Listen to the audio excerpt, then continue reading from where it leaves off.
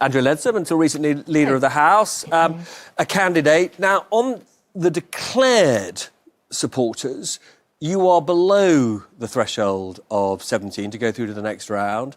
Are you going to get through tomorrow? I'm very optimistic. Yes, I think I do have the support to get through tomorrow. And is that because among, I think, the 70-odd or so who are not declaring, you're pretty confident that you've got their backing, or because you think some of the people who've declared for your colleagues are lying?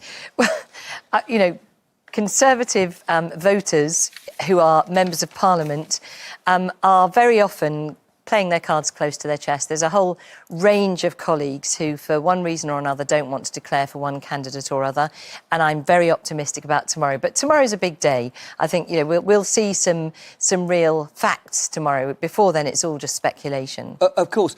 Now, you have been a Brexiter for years, but you stayed in the cabinet to fight your corner.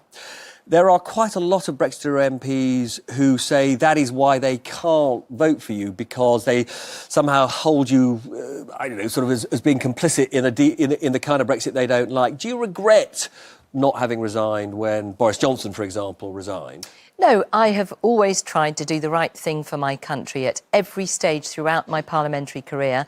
It seemed to me the right thing to do to stay in government and fight for Brexit, to keep arguing in cabinet for what we were doing. And of course, as Leader of the Commons, I was responsible for all of the legislation, for the Brexit bills, for over 500 pieces of secondary legislation, all of which were ready by March the 29th, and I'm very proud of that. So for me, staying in government meant I was able to keep fighting, and those who resigned, of course, couldn't. It made no difference, but it meant that they didn't have a seat at the table, so they couldn't continue to fight for Brexit. Now, as actually just commented, many people think that Boris Johnson's record as Foreign Secretary was not brilliant. So why is he doing so well?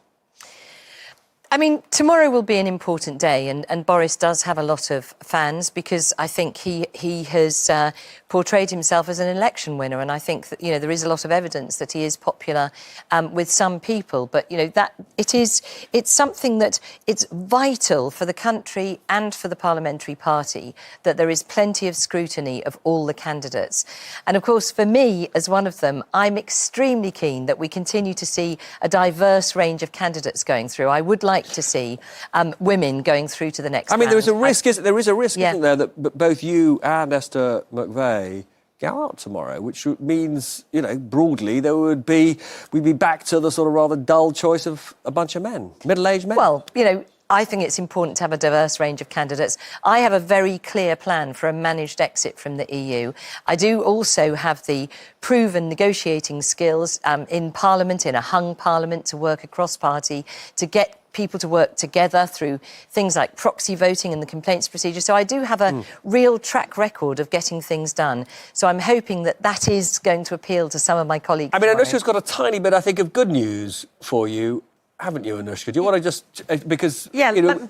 Let me show it to you. It's Ipsos Mori polling. It's exclusive for us, and it's putting candidates up against Jeremy Corbyn. Now, there has been a bit of fuss about over-interpreting polls today, so I'll just start with a caveat. We are not using this to predict what might happen in a hypothetical general election. Way too much could happen till then. But basically, this was where people were asked, who would you prefer to be PM if it was one of these Tory candidates or Jeremy Corbyn? Now, these numbers tell you the difference between those candidates and Corbyn. And as you say, Robert, Andrea Leadsom here actually has the biggest lead out of everyone on here, +7. These ones, Dominic Raab, Matt Hancock, are very low, not statistically different. Michael Gove doesn't beat Jeremy Corbyn. Everyone else does. I'm just going to zoom in on a couple of people. Boris Johnson, he has the highest positive vote here in terms of people who think he could be a good PM, 6 points ahead of Jeremy Corbyn. Interestingly, the fewest people don't know or have no preference, because he's by far the best known. This is being driven by Leavers. If you look at Remainers, Jeremy Corbyn has a 32-point lead over Boris. Sajid Javid also launched today. Oh, let me just show you what he's got, a 4-point lead. Far more people, though, say don't know or no preference. He has a smaller gap among Remainers, 13%. That's the smallest gap that there is. And Andrea Leadsom, let me just pull yours up here as well. there you go, that 7-point lead that I mentioned. What can we take from this? Well, Kieran Pedley from Ipsos Mori, who did this work, said that the challenge for people like Andrea and others is that basically they are much less well known than Boris Johnson. He says don't take too much in terms of what could happen in a snap general election because that would be unpredictable. For example, Theresa May was 11 points ahead of Corbyn before losing her majority in 2017. For this, Kieran is our Geek of the Week. Thank you, Robert. So look, a bit of good Well, that news. looks great for me. Yeah, well, there you are. Good news for you. Fantastic. You're marketing me to my colleagues. Thank you very much, Robert. Well, listen, it's obviously our national duty, but Indeed. Isn't it time, Absolutely. therefore, for you to take the gloves off?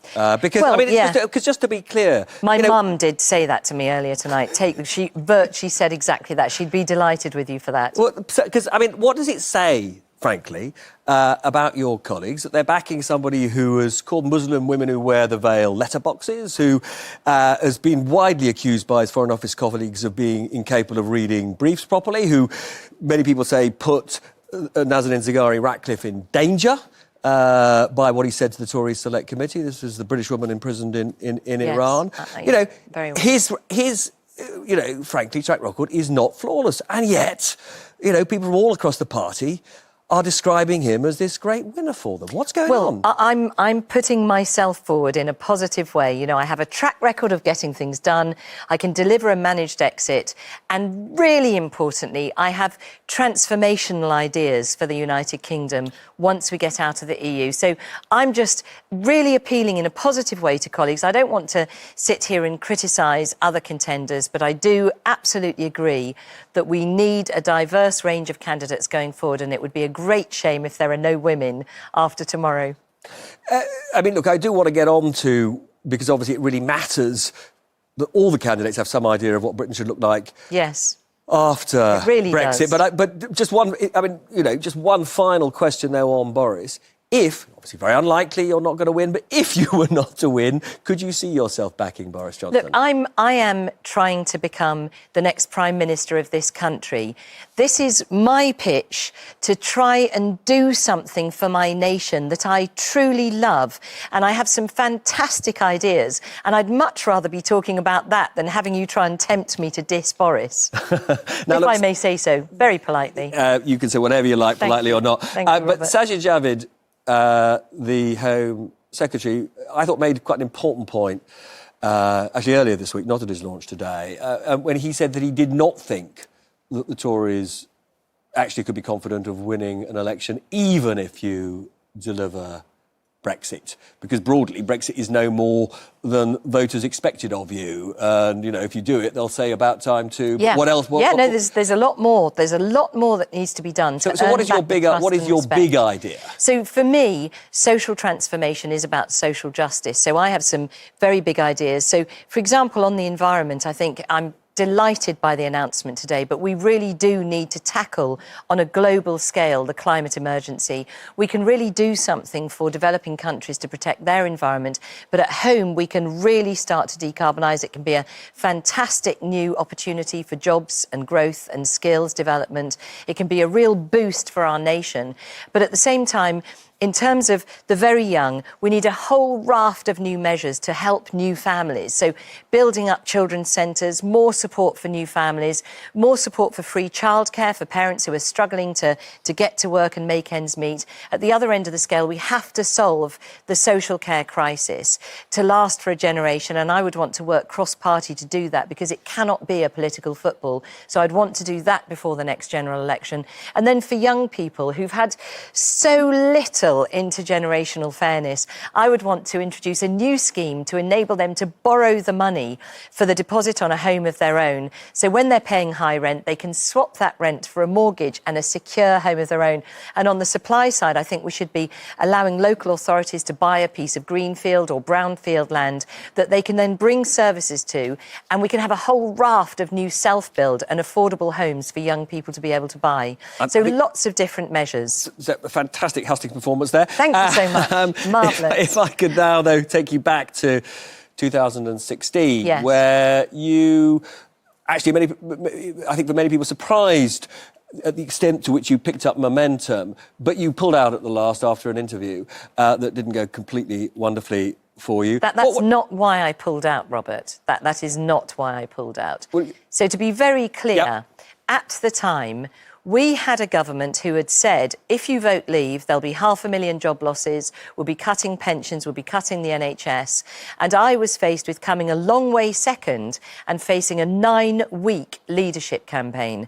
I was quite clear at the time, unless it could be shortened, I would have to withdraw because it was just not in the national interest.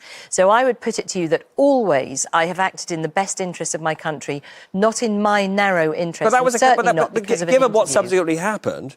9 weeks is nothing compared to the, very easy to say in the rearview the mirror. years that have now. Yeah. So that was a catastrophic mistake you made. No, I don't think it was. Faced with the same facts, now I would make the same decision. You have to act in the interest of the nation. It cannot just be about the individual. OK, but if we were faced with the same facts, let's just say that Boris Johnson wins overwhelmingly tomorrow. Should the rest of you just pull out? No, definitely not. So why not? So why was it right to have a coronation? This is very different. Why was it right to have a coronation? It's not very different. No, it is. The people it's out there totally are different. absolutely fed up with the fact we haven't delivered Brexit. People are completely fed up that we haven't delivered Brexit. In 2016, there was a kind of intake of breath at this momentous decision we'd made, and that the accusation that the government of the day had said that our economy would be in meltdown. For me, delivering immediate certainty of leadership and a leader who'd committed to taking us out of the EU was absolutely in the national interest. Now, the situation is entirely different. 3 years have gone by. We've failed to deliver on the referendum, the biggest democratic decision in our history, and we have to get on with it. And I have a managed exit plan, which I notice you're not allowing me to We'll come back to it in a minute, but okay. I genuinely don't understand why you think time is not even more of the essence today than it was in 2016. No, this is going to be a fast leadership election, but we have to get this right. For me personally, I am the one person who would not withdraw in a million years in this leadership campaign, precisely because I withdrew last time. But this time we have to get it right. It's absolutely vital. What is clear to me is that in hindsight, it would have been good for the candidates to have been tested. At the time, with the facts available at the time, it seemed to me that the right thing to do was to pull out. Clearly, that was not the right thing to do in hindsight. So now it's vital that the country and the parliamentary party get to see who those leadership candidates are. Sam, what do you think? Do you think that any of the candidates will be able to get an agreement from Parliament for a managed Brexit? I think it's incredibly difficult. So much focus is on the personalities, but whoever the personality is, they face the same parliamentary arithmetic, they're dealing with the same withdrawal agreement and all the challenges that are there. And I mean, you want to rip up the withdrawal agreement, so on what basis would you expect to get parliamentary agreement? So what I'm saying is that the withdrawal agreement is dead. It's been tested to destruction. Parliament won't vote for it and the EU won't reopen it. So what we have to do instead is to take the sensible measures from the withdrawal agreement, those elements that we would all like to see, such as sorting out citizens' rights, sorting out what happens to goods in circulation at the point of exit, sorting out what happens to air transport, and bringing those into legislation and making clear to the EU at the same time we are leaving at the end of October. And provided you are credibly going to do that, then it seems to me in a negotiation where we all face the ballot box, we all want to do what's in the interests of our nations, we will absolutely agree to conclude do any of you think that Parliament or the EU would agree to that? I mean, respect Andrea a lot, but she hasn't addressed one of the fundamental issues that has divided Parliament, which is the Northern Ireland backstop, or how you deal with the issue of the border in Northern Ireland, which is crucial to our exit. And that's the contentious bit as far as your party's concerned, and that's the bit you've got to resolve. You can't just take the bits you like and expect the EU to sign up. So in addition to lifting elements of the withdrawal agreement that are acceptable to all, I would also be proposing a temporary free trade agreement modelled on the EU-Japan free trade agreement that would be in place for 12 months. Which, I have to say, the EU has themselves poured quite a lot of cold water over. No, the EU has offered a free trade deal. That was their starting point in the negotiation. No, but not as a way of keeping the Northern Ireland border open. Listen, we want you to come back and discuss much more of this when you go through to the next round. OK.